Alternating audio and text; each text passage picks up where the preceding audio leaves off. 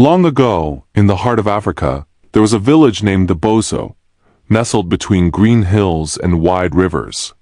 The people lived simple, happy lives. Children played in dusty paths, women pounded yam under shady trees, and men hunted and fished with laughter.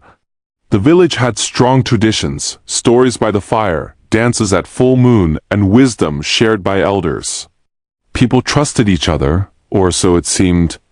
But even in the quietest places, some secrets hide. Kofi was a 12-year-old boy, bright, curious, always asking questions.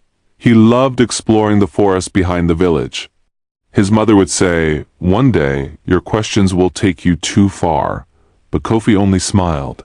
One day, while chasing a bird, Kofi wandered far and deep into the forest. He found a narrow path overgrown with vines. Something called to him. Not a voice, but a feeling. At the end of the path, he found a small cave hidden behind rocks. Inside, covered in dust and spiderwebs, was a drum, beautifully carved with ancient symbols, glowing faintly. Kofi touched the drum. Suddenly, it throbbed with energy. A deep voice echoed in the cave. "I am the drum of truth. Beat me, and I shall speak only what is true." But beware, truth is not always gentle.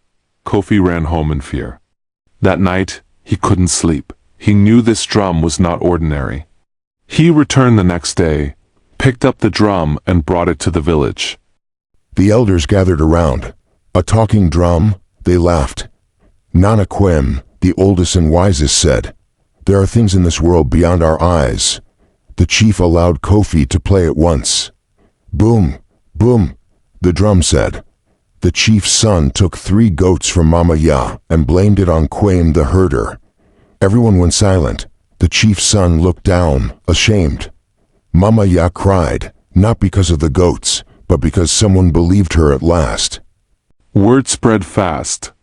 People gathered daily to hear what the drum would say.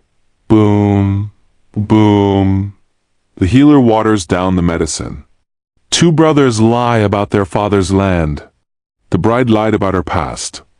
At first, people celebrated. "Now we can clean our hearts," they said. But soon, joy turned into fear. People avoided each other. Some stopped talking. Trust began to crack. Children were scared. Women wept. Men argued. The village was no longer the same.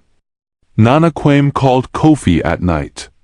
"Let me tell you a story, my son. Long ago, the drum was used in another village. It helped uncover lies during a time of war. But when peace came, the drum kept speaking, and it destroyed the people. They turned on each other. Families broke. The village vanished." Nana looked at Kofi. "Truth is fire, warm in the right hands, but deadly in careless ones." Kofi asked, "Should I stop playing it?" "That choice," Nana said, "is yours. But know this, truth must walk with wisdom." The next day, the drum revealed something deep. The chief's wife once loved another man. The village erupted. Whispers turned into shouts. Some blamed Kofi. Others begged him to stop. "Why are you doing this?" they cried. "We were happy before." Kofi's heart was heavy. He never meant to hurt anyone. That night, he sat alone under the stars, the drum beside him. For the first time, he didn't feel proud.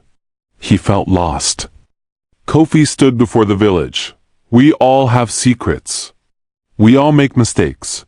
But should we let one drum tear us apart?" He said, "I will beat it one last time. After that, we decide together what to do." The villagers agreed. Silence fell. Boom, boom. "The chief has a daughter in another village, born of love before his marriage." The chief nodded. "It is true. I was afraid, but no more." This time no one shouted. The village was quiet, and then someone clapped. Slowly others joined. The truth had been told, but this time without hate.